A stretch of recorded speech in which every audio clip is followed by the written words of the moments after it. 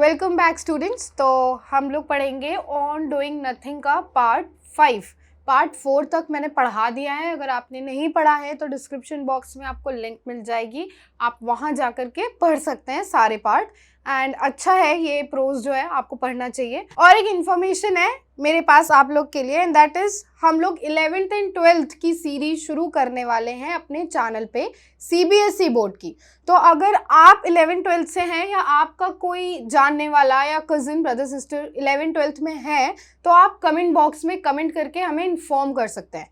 Okay, 11th 12th के जो pros हैं, पोइट्रीज हैं, वो अभी चैनल पे स्टार्ट होने जा रही हैं कुछ दिनों बाद। ओके, चलिए हम पढ़ना स्टार्ट करते हैं अब। तो पार्ट 4 में हमने कहाँ तक पढ़ा था? हमने यहाँ तक पढ़ा था, had been suddenly smitten with an intense and consumed tobacco, then we should all have been much better off than we are now. अभी वो जो ऑथर होते हैं वो ये बता रहे होते हैं, जो राइटर हैं वो ये बेसिकली बता रहे हैं कि अगर ये चीज़ उन्होंने नहीं की होती या थोड़ा सा अपना रेस्ट लिया होता तो अभी जिस कंडीशन में वो हैं उससे वो बेटर कंडीशन में होते हैं। ये वो इतना वो बताते हैं। अब आगे का हम पार्ट 5 में पढ़ना स्टार्ट करते हैं। But no, the doctrine of the sternest life still went unchallenged. There must be no time wasted, something must be done. लेकिन वो ये कह रहे हैं कि बट नो, लेकिन ऐसा नहीं हुआ, मतलब लेकिन ऐसा नहीं है, लोगों की सोच जो है वो अभी भी ऐसी नहीं है। The doctrine of the sternest life, sternest life means tough life, basically tough life, या कह लो एक ऐसा रूटीन जो फिक्स्ड हो कि मतलब हम जो आज कर रहे हैं वही हम कल सुबह उठेंगे तो हम सेम रूटीन फॉलो करेंगे और अपनी जनरल लाइफ में उसी एक रूटीन को लगातार फॉलो करते रह जाना, कुछ और इंथुसियास्टिक करना ही नहीं या कुछ और अलग हटके ना करना, वही एक जो आपने अपना रूटीन फिक्स किया है उसी को आप करते रहो कॉन्टिन्यूस वे में। That is here basically sternest life, उसी को यहाँ पे स्टर्नेस्ट लाइफ बोला गया है। ओके, तो वो वही कह रहे हैं कि ये जो एक डॉक्ट्राइन, ये जो प्रिंसिपल है ना स्टर्नेस्ट लाइफ का कि नहीं हमारा एक फिक्स रूटीन होना चाहिए, वो बहुत ज़्यादा है और वो उसको कभी हम चैलेंज करते ही नहीं है। उसको चैलेंज करना मतलब क्या? वही चीज़ कि उससे हटके कुछ करना। आगे वो क्या बोलते हैं? There must be no time wasted. हमारे दिमाग में यही कॉन्सेप्ट है कि टाइम वेस्ट नहीं होना चाहिए। Something must be done. कुछ ना कुछ जो है वो होते रहना चाहिए, कुछ ना कुछ प्रोडक्टिव होते रहना चाहिए। That is what here means. Productive word का आना ज़रूरी है। And as we know, something was done. और जैसा कि हमें पता है कुछ ना कुछ हुआ, ठीक है, कुछ ना कुछ हुआ भी। Again, suppose our statesman, अब वो वापस से इमेजिन कराते हैं कि सपोज करिए कि हमारे जो स्टेटमैन है, instead of rushing off to Versailles with a bundle of ill-digested notions and a great deal of energy to dissipate, had all taken fortnight off, away from all the correspondence and interviews and what not, and had simply launched about on some hillside or other, apparently doing nothing for the first time in their energetic lives, then they might have gone to their so-called peace conference and come away again with their reputations still unsoiled and the affairs of the world in good trim. अब वो क्या बोल रहे हैं, जो writer है वो ये कह रहे हैं कि सपोज करिए हमारे जो स्टेटमैन है, instead of rushing off to Versailles, Versailles क्या है? वर्साइल्स बेसिकली पेरिस में, सेंट्रल फ्रांस, पेरिस के पास एक जगह है उसका नाम है वर्साइल्स। ओके, तो वो वही कह रहे हैं कि हमारे जो स्टेटमैन है, सपोज करो कि अगर वो वहाँ भागने के बजाय, वहाँ पे भाग दौड़ करने के बजाय, with a bundle of ill digested notions, यानी ऐसे नोशंस, ऐसे ओपिनियन जिनको आप डाइजेस्ट नहीं कर पा रहे हो, जिनके लिए आपके अंदर है कि नहीं इनको तो हमें बोलना ही बोलना है, इनको तो हमें सामने रखना ही है, ठीक है, उन सारे नोशंस को अपने माइंड में ले करके इधर उधर वर्साइल से यहाँ आना, वापस वर्साइल जाना, भाग दौड़ करने के बजाय, and a great deal of energy to dissipate, और अपनी एनर्जी खर्च करने के बजाय, डिसिपेट मतलब किसी भी चीज़ का इतना यूज़ करना कि वो कम होने लगे और तब तक कम हो जब तक वो डिसअपेयर ना हो जाए, उसे हम बोलते हैं डिसिपेट। तो यहाँ पे वही कह रहे हैं, अगर हम बहुत ज़्यादा भागदौड़ करते हैं तो हमारी एनर्जी का जो लेवल होता है वो कम होता है ना। That is what here he is saying कि अपनी एनर्जी का लेवल कम करने के बजाय अगर had all taken fortnight off, अगर वो ऑफ ले लेते एक नाइट के लिए, away from all correspondence and interviews and what not, जितने भी उनके जो काम थे साथ साथ में जो उनके काम लगे हुए थे, या जितने भी इंटरव्यूज थे, या जो कुछ भी था, एंड वॉट नॉट यानी कि जो कुछ भी उनको करना था, अगर उन सब चीज़ों से उन्होंने ऑफ लिया होता and had simply launched about on some hill side और अदर, और उसके बजाय वो क्या करते, कहीं हिल साइड पे जा करके बैठते या कहीं भी जा करके थोड़ा सा टहलते, थोड़ा सा शांति से बैठते, apparently doing nothing for the first time in their energetic lives, पहली बार जिंदगी में पहली बार वो बिना कुछ किए हुए यानी बिना कोई काम किए अगर वो सिंपली ऐसे सिर्फ बैठते, why he have said energetic lives, because अगर कोई इंसान अपना रूटीन डेली बेसिस पे फॉलो कर रहा है या अगर वो ज़्यादा वर्क कर रहा है तो उसके लिए एनर्जी रिक्वायर होती है ना, दैट इज़ वाई यहाँ पे एनर्जेटिक लाइफ बोला गया है, एनर्जेटिक लाइफ बोल रहा है वो। एक चीज़ यहाँ पे जो और मार्क करने वाली है वो ये कि एज वी ऑल नो, अभी तक हमने जितना पढ़ा उससे हमने देखा ना कि जो हमारे राइटर हैं, जो जिन्होंने लिखा है, उनको कुछ ना करना पसंद आता है, ठीक है, यानी उनको ऐसे खाली बैठे रहना पसंद है, वो उनके लिए पाप नहीं है, लेकिन स्टिल वो दूसरों का जो पर्सपेक्टिव है उसको रिस्पेक्ट दे रहे हैं, ठीक है। उन्होंने क्या लिखा, एनर्जेटिक लाइफ्स, राइट। हम यहाँ तक अभी ये गौर कर सकते हैं कि वो सिर्फ अपने नोशन को सही साबित कर रहे हैं और उससे रिलेटेड पॉइंट रख रहे हैं। उन्होंने कहीं भी नेगेटिव वर्ड नहीं यूज किया है बहुत ज़्यादा ऐसे इंसानों के लिए जो बहुत ज़्यादा वर्क करते हैं। यस, उन्होंने एलिगेशंस लगाए हैं, बट एलिगेशंस लगाना और पर्टिकुलर नेगेटिव एडजेक्टिव देना दोनों में बहुत डिफरेंस है, ठीक है। तो एलिगेशंस लगाए हैं बट एज सच बहुत बुरा नहीं बोला है कि पाप है या कुछ ऐसा नहीं, वो बस अपना पॉइंट प्रूव कर रहे हैं। अभी तक हमने यही देखा और एनर्जेटिक लाइफ भी कहीं ना कहीं इस चीज को डिनोट करता है। चलिए आगे बढ़ते हैं। Then they might have gone to their so-called peace conference and come again with their reputations still unsoiled and the affairs of the world in a good trim।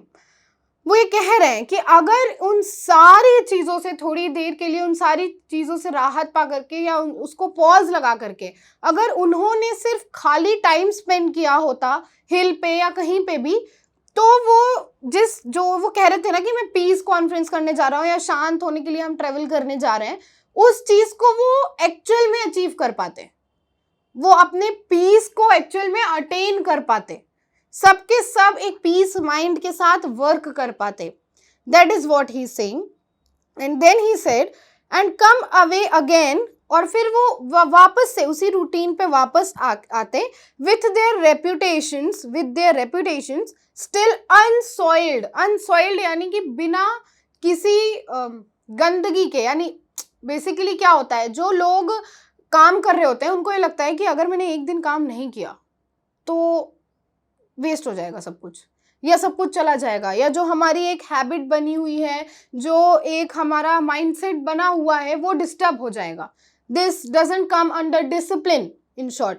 तो ऐसा कुछ नहीं होगा कि अगर आपने थोड़ा सा रेस्ट ले लिया अपनी उस पजल्ड लाइफ, अपनी उस हेक्टिक लाइफ से, तो आप डिसिप्लिन में नहीं कहे जाओगे या इन अनडिसिप्लिन कहे जाओगे, ऐसा कुछ भी नहीं होगा। बेसिकली अनसॉइल्ड से यहाँ पे वही मतलब है। And the affairs of the world in a good trim here denotes to physics, यानी आपकी फिजिक भी खराब नहीं होगी एक दिन रेस्ट ले लेने से, ठीक है। आप तब भी जो दुनिया के जितने भी अफेयर्स हैं उनको आप एक अच्छे फिजिक, एक अच्छे माइंडसेट के साथ अटेन करोगे। That is what he is saying, okay.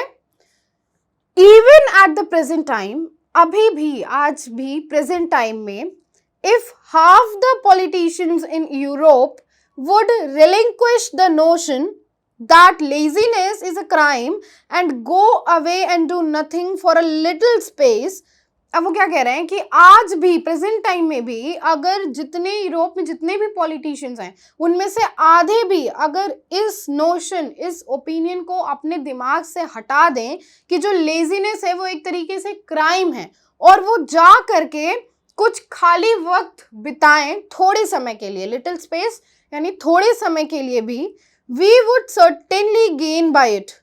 तो हमें पक्का कुछ ना कुछ बहुत अच्छी प्रोडक्टिविटी मिलेगी उसके बाद, और हम गेन करेंगे, ग्रो करेंगे और ज़्यादा ग्रो करेंगे। जितना हम प्रेजेंट में कर रहे हैं उससे ज़्यादा ग्रो करेंगे।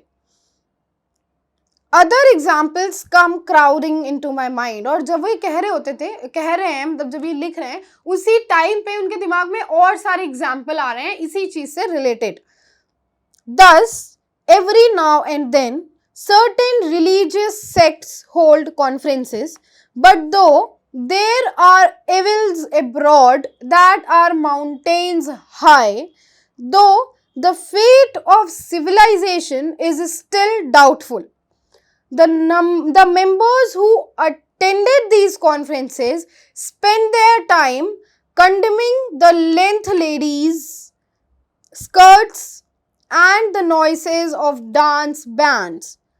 They would all be better employed lying flat on their backs somewhere, staring at the sky and recovering their mental health. बहुत अच्छा लिखा है, एंड कह सकते हैं कि एक तरीके से सटायर भी है। ठीक है, चलिए हम फिर से पढ़ते हैं क्या लिखे हैं वो। देखिए, उन्होंने बोला ना कि उनके दिमाग में और भी एग्जाम्पल्स आ रहे हैं, फिर वो क्या बोलते हैं, दस एवरी नाउ एंड देन, हमेशा हम देखते हैं कि कभी आज कभी कल, मतलब हमेशा, अक्सर, नाउ एंड देन, अक्सर certain religious sects hold conferences, certain religious conferences होती हैं, ठीक है, यानी सत्संग वगैरह जिसे हम कहते हैं, तो कुछ जो है रिलीजियस कॉन्फ्रेंसेस होती हैं, बट लेकिन though there are evils abroad that are mountains high, लेकिन क्योंकि दुनिया में अब्रॉड मतलब क्या होता है, आप जहाँ रह रहे हो वहां से हट करके, तो यहाँ पे क्या कह रहे हैं बेसिकली कि लोग सत्संग में तो जाते हैं, कुछ लोग होते हैं जो सत्संग में जाते हैं, they are very spiritual, but उनसे बाहर अगर हम बाहर की दुनिया में भी देखेंगे तो देयर आर मेनी, बहुत से ऐसे नेगेटिव लोग हैं जो अपने आप को बहुत अच्छा, बहुत ऊंचा कंसीडर करते हैं। माउंटेन हाई यानी कि वो अपने माइंडसेट के according they are very good, they are very prestigious, जो वो ओपिनियन दे that is right, there are egoistic basically कह सकते हो। ठीक है, तो कुछ लोग हैं जो माउंटेन हाई होते हैं, जिनका जो कॉन्फिडेंस है वो बहुत ही ज़्यादा हाई होता है और नेगेटिव में होता है। Basically high confidence is good somewhere, but after some point वो नेगेटिव में चला जाता है।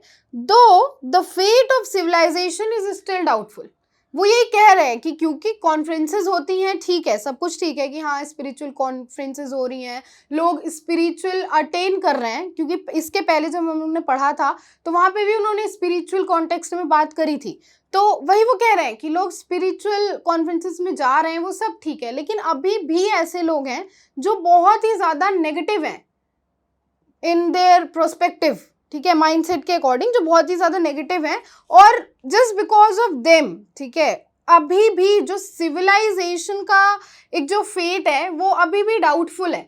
अब वो इस चीज़ को और इलेबोरेट करते हैं और क्लियर करते हैं कि वो ये क्यों कह रहे हैं कि सिविलाइजेशन का जो फेट है वो स्टिल डाउटफुल है। पढ़ते हैं हम, the members who attend these conferences, वो लोग जो इन कॉन्फ्रेंसेस को अटेंड करते हैं, spend their time condemning the length ladies skirt and the noises of dance band. अब वो क्या कह रहे हैं कि जो लोग इन कॉन्फ्रेंसेस को अटेंड करते हैं, वहां से आने के बाद या उसे अटेंड करने के बाद वो क्या करते हैं, वो लोगों की जो लेडीज जो स्कर्ट पहनती हैं उनके लेंथ को क्वेश्चन करते हैं। Basically here denotes to clothing style, ठीक है, क्लोथिंग, लड़कियों की क्लोथिंग स्टाइल पे बहुत सारे क्वेश्चंस उठाए जाते हैं ना, यहाँ पे वही डिनोट कर रहे हैं वो कि उन पे क्वेश्चन करते हैं। जो बाहर नॉइज बैंड्स हो रहे हैं, यानी कि जो बैंड है जो नॉइज कर रहे हैं, नॉइज बेसिकली उनके प्रोस्पेक्टिव से वो नॉइज है, बट उन जो लोग बैंड बजा रहे हैं वो लोग तो एंजॉय कर रहे हैं ना अपने में। सो वही वो कह रहे हैं कि जो शोर शराबा हो रहा है उन सब चीज़ों को वो लोग कंडेम करते हैं। उनको लगता है कि नहीं बस शांति ही चाहिए, and that is why he is saying कि सिविलाइजेशन एक्चुअल में क्या है, to respect each and everyone, right, to respect each and everyone, and खुद को देखना, ये हम कह सकते हैं इन शॉर्ट, जो यहाँ से हमें पढ़ के समझ में आ रहा है। तो वो वही बताते हैं कि जो लोग ये कॉन्फ्रेंस अटेंड करते हैं उसके बाद वो वही आके कंडम करते हैं।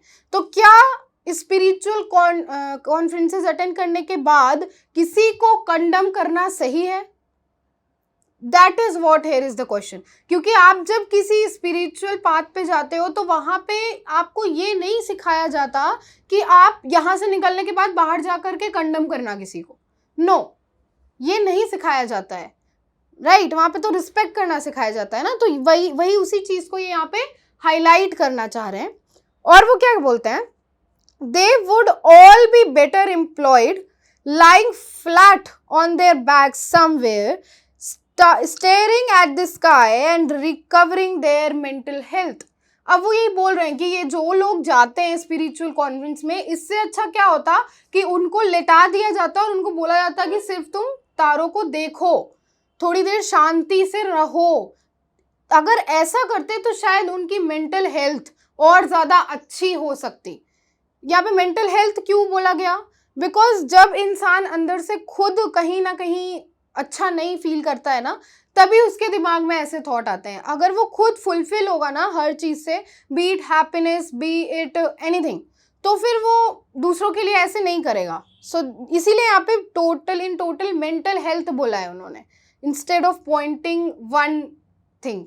ठीक है, तो ये था हमारा पार्ट 5। आगे का हम पार्ट 6 में पढ़ेंगे, and part 6 will be the last part of this prose. उसके बाद हम नेक्स्ट टॉपिक पे जंप करेंगे। Okay, till then keep studying and keep watching this channel. Comment box is all yours. मैं फिर से कहूँगी, अगर आपको या फिर आप 11th में हो या फिर आपका कोई जानने वाला 11th 12th में है, तो आप कमेंट बॉक्स में कमेंट करके बता सकते हो। Okay, bye bye.